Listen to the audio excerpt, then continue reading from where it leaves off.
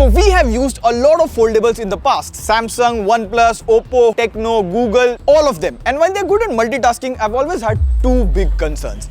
A, not so flagship cameras, while you're paying flagship prices, and B, bulkiness. It's basically the weight of two phones glued together. Until now, this is Vivo's first foldable for India, Vivo X Fold 3 Pro, claiming it to be India's thinnest and lightest foldable yet. On paper, it is 17 grams lighter than the Samsung Fold. Plus, it has a periscope camera tuned by Zeiss. So has Vivo finally made a better foldable than Samsung? Is the software better? Now, I've been using this phone for a few days now and I have some really interesting thoughts to share. First and foremost, Vivo has nailed the hardware. Starting off with the unboxing, the phone feels different. Like if you see normal Vivo phones, they come in this rectangular box. With the foldable, this is a big square box and it feels like you have bought an expensive phone or jewelry.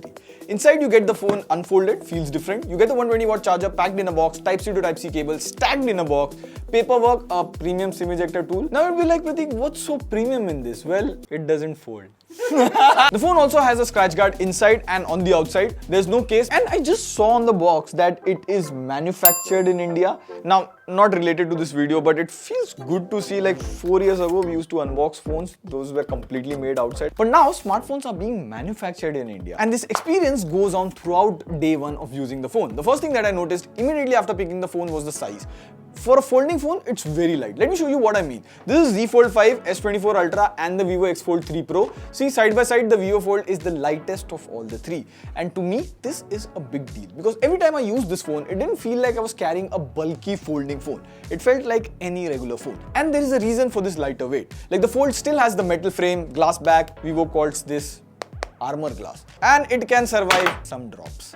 So where did they cut the weight? In a foldable, the major weight is of the hinge, which makes this phone fold. Now this is made up of carbon fiber and the hinge feels very sturdy, and I think this is the first foldable to do this after Samsung. The display stays at any position from 60 degree to 120 degree. Here, even here. Plus you get even an alert slider here. Always a good option to have this feature. Now this variant is called Celestial Black and there will also be a white color variant. Also you can do this. It's fun every time. Now the one thing that really concerned me is this, the camera bump. See, the camera bump is slightly big, not a big deal, but I was worried maybe this would cause scratches over here, but nothing so far. And you can't remove the inner screen protector, it will void the warranty. These are common for all folding phones that came before it, and it is common for this as well, so there's that. Now, before we move to the crucial part, software, another thing which is good with folding phones is movie watching. Like I watched the entire season of Panchayat 3 on this, and both the displays are AMOLED displays, and the color, sharpness, brightness, everything is very good. Now, I'll share a personal experience with you. Whenever I'm having food, I want to watch something. Comment if you relate on this. With other phones, I'll have to search for a phone stand or just try to put the phone something like this. But here, you can keep your phone like this. This is called hover mode. And now it sort of becomes a mini laptop. You get the video playing here and you even get media controls at the bottom. Very handy. Plus you get HDR10 plus Dolby Vision support on Netflix and a good set of stereo speakers. So all in all, if you're watching movies plus OTT apps on this, you are going to have a really good experience. Talking about the display specs, the inner display is 8.03 inch, probably the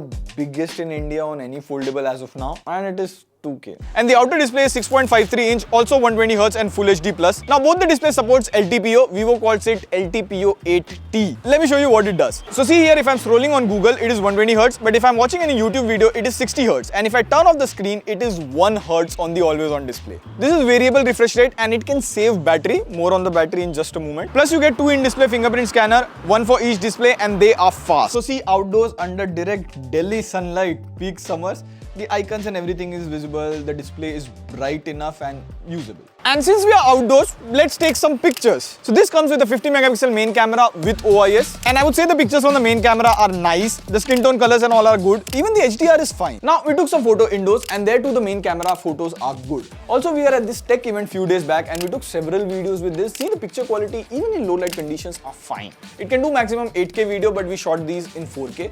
Also with foldable, you can get creative with your shots. Like see, I can keep this phone like sort of a tripod and take a time lapse. And look at it, it looks so good. Or my favorite, you can set it up like this and take long exposure shots.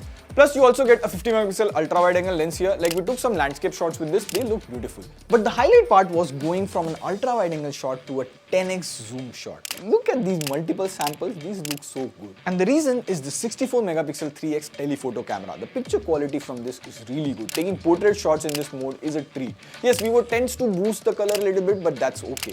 And even at 10x, it gave us really good photos. Like we took this picture of an eagle and it's nice. Plus you can even take really cool macro shots from this. I think Vivo has the most underrated telephoto camera on any smartphone. Now here's something unique with folding phone. You get two selfie cameras, one over here and one on the inside. Both of these are 32 megapixel selfie camera and picture quality is fine. The thing is, the front camera only supports 1080p 30 fps. Talking about Snapdragon Gen 3, the performance on this phone is flagship level. Obviously, this is a flagship phone after all. So doing regular stuff like watching videos, scrolling through Instagram, they work fine. No issue whatsoever. Quite expected. Also, see this? I have YouTube running on the inner screen and now when I close it, it switches to the outer screen and there is no lag or anything. So that's good. Plus you get 16GB LPDDR5X RAM and 512GB of UFS 4.0 storage. Now I was playing GTA Vice City on this and playing games on the bigger display is so good. It feels like a mini console in your hands and this game is pure nostalgic. Now you also get game specific features here like super resolution, super touch control and all of that. These are good to have features. And I even played Devil May Cry. This is a new game I recently started playing. And the good thing about a foldable is any game that you play on it runs at full screen, no black bars. Now this was the part where I felt, okay, up until now hardware is top notch and easy. What about the software?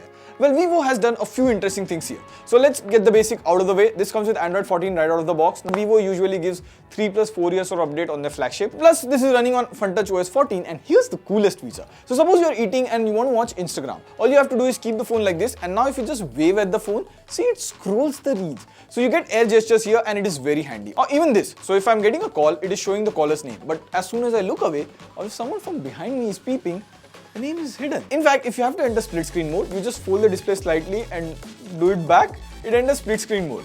Do it again and you're back to one app. Do it again, split screen mode. And if you swipe 3 fingers on the left, it takes a screenshot of left. If you do it on right, it takes a screenshot on right. And then you even have AI specific features like you get this icon on the Notes app and it can summarize, reconstruct everything that you have written. Even if I keep my phone like this, it becomes a smart clock. And then you even get the dock. Plus, see, switching between apps is so smooth and simple. And all of these software features are important because see, Android phone is optimized for normal phones like this. So it is up to the manufacturers to tweak the software and in that regard, Vivo has done a fine job. But there is one thing that I must mention because it's my job to tell you both the sides. Whenever you install an app from the Play Store, you get this separate window before opening the app for the first time and here you get recommendations of other apps. Besides this, you get a massive 5700 mAh battery here, probably the highest I have seen on a folding phone.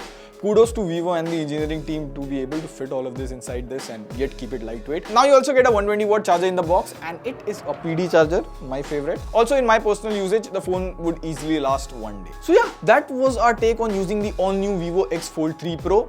I really liked the hardware of this fold. The Vivo X Fold 3 Pro launches for 1.59 lakhs. Now, the pre-booking starts at 6 June and you also get some 10% bank cashback as well as no-cost EMI. And there's a good thing. You get 6 months, 1 free screen replacement. I love that. I like companies genuinely getting in and making the best hardware for foldables and I'm also curious, if you have the budget for it, would you buy a Vivo X Fold 3 Pro? Let us know in the comment section and I'll see you in the next one. On that note, this is Pradeep signing off. See you in the next video.